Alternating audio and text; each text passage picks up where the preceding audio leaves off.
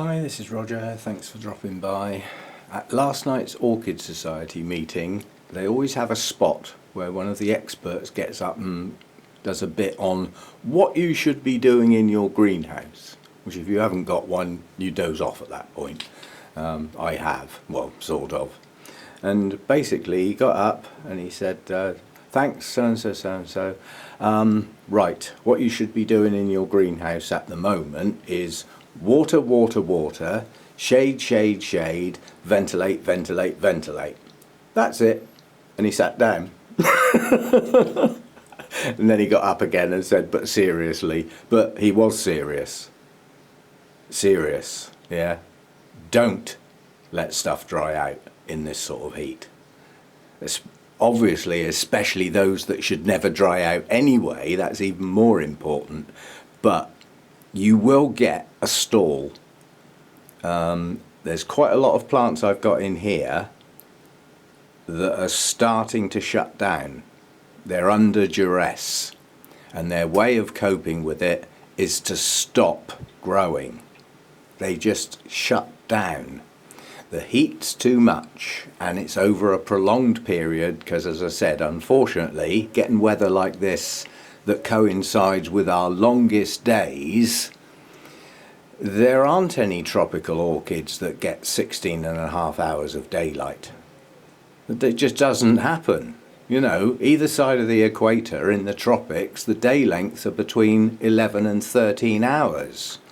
Well, there's a hell of a difference between a 12-hour day and a 16.5-hour day when the sun's out all day long. It's a hell of a difference. So I've got signs of stress. There are things starting to slow. New growths are still pushing on slowly, but they're not pushing on as quickly as they might do if they weren't under duress. And the one thing they really don't need is to run out of water. So as the guy said, water, water, water. In this sort of heat, I don't think you could actually overwater an orchid, and that's an expression I don't like. Because in my opinion, there's no such thing as overwatering. The expression should be watering too often and ending up with a soggy media and a soggy pot. You'd have a job to do that in the sort of heat we're getting at the moment, and it's prolonged. It's day in and day out, yeah, on the longest days we've got. So I won't be spending too much time filming today because I need to try and water everything in here. I must do the mounts, and I'm gonna, well, I've started over here with the ones that must not dry out, that lot. They're done. And some of those were still a bit wet on the grounds that I've been using the sprayer to try and not let them dry out. So they still got watered. You know, there's a difference between like being slightly damp and being absolutely soaking wet, because these are going to be dry in a couple of days. I mean, it really is taking off at the moment. Signs of stress. Tolumnia spike going over. Those blooms haven't been open that long. Not for Tolumnias. My species one is starting to go as well. This spike opened later, so that's still got its 3 blooms on it. These are going over anyway. That's natural. They've had their time. Down onto the last few decent blooms now. All of the rest are fading. Mr. Harry's still hanging in there. I'm well impressed for a plant that shouldn't have even bloomed.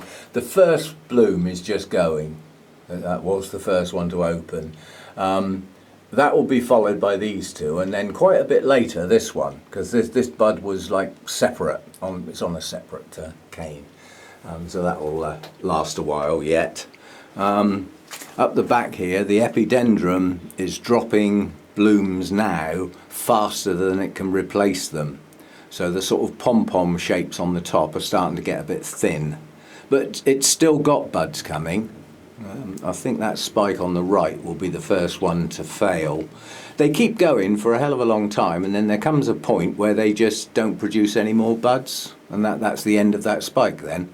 Then you wait for your new growths, which I have got new growths down in there pushing on. Slowly but surely.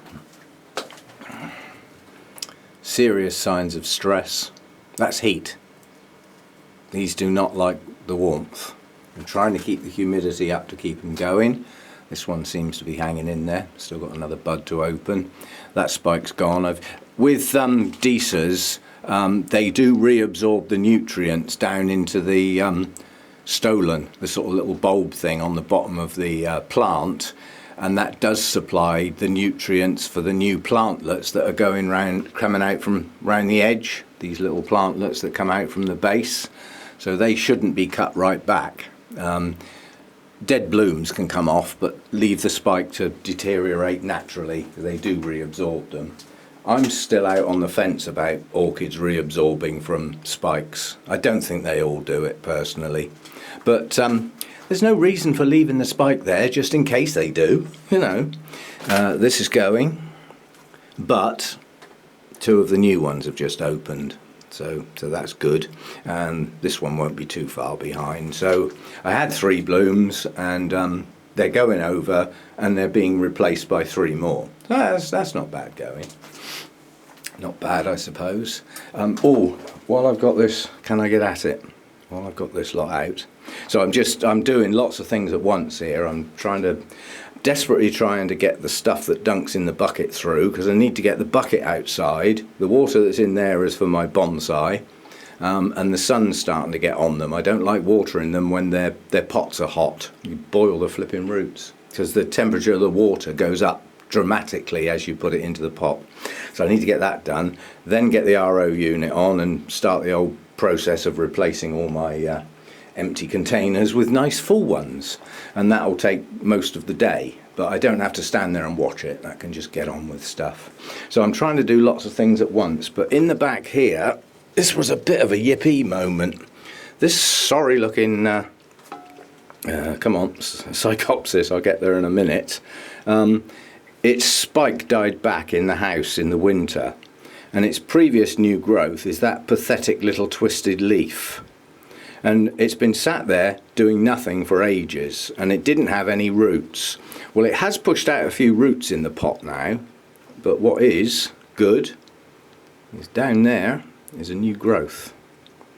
So it's finally going to do something, because it would be right up against the edge of the pot, wouldn't it? But hopefully that will, because plastic pots are slippy to an extent, so as that pushes on, it should bend itself upwards. But I'm not disturbing the roots on that to move it, you know. Actually, I think, yeah, somebody else suggested an idea. When you get an event like this, you have to sort of think, how valuable is the pot compared with the plant? Now, I've been struggling with this plant for a long time. Yeah, I've owned it a long time too. So why not just cut a section out of the pot and let that new growth come out? So yeah, that can go to one side and be done. That's that sorted. Oh, and while I was I forgot to say, this Vanda's starting to open. This is the one my daughter bought me. It's currently got 2 spikes actually, a second spike pushing on. These colours change. When it opens, it's a sort of bronzy colour, an autumny orange, I suppose. But then the brightness of the orange intensifies as the blooms age, so it does turn a bit more orangey rather than the other way round. So this is one of those that starts a deeper colour and then fades a bit that way. But yeah, that's just opened, coming on nicely. Looking forward to that, and that'll be a nice succession as well, because as these blooms open and then start to fade, the second spike should be following on behind, so that should be open for quite a while now. Anyway, I've only got part of the way round, so if I find anything else I'll add it on the end, but because I've been using the sprayer, I do actually have to get quite close to the plants to sort of make sure the water's going in the pot and not down the side of it and all stuff like that. So I don't think I'm going to find much new stuff to show.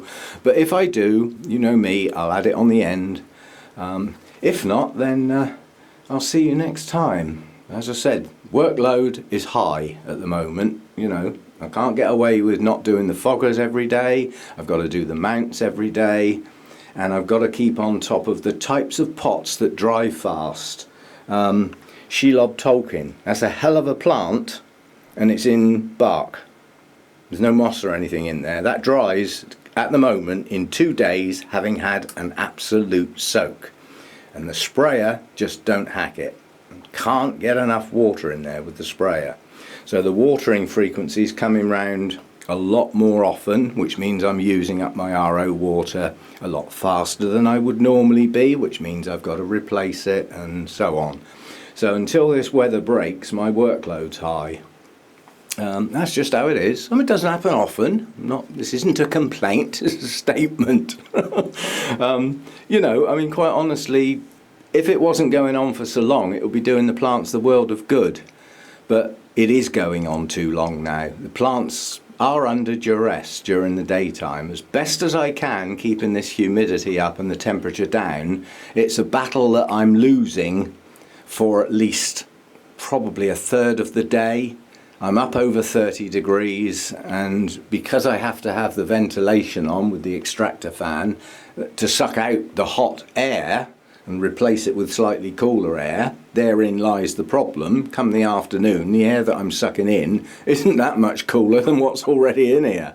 So the cooling process isn't working. It's just maintaining that sort of 31, 32 degrees, which is, in an enclosed space like this, it's too high unless you can also keep your humidity up, well up in the 70s, preferably into the 80s with that temperature, and I can't.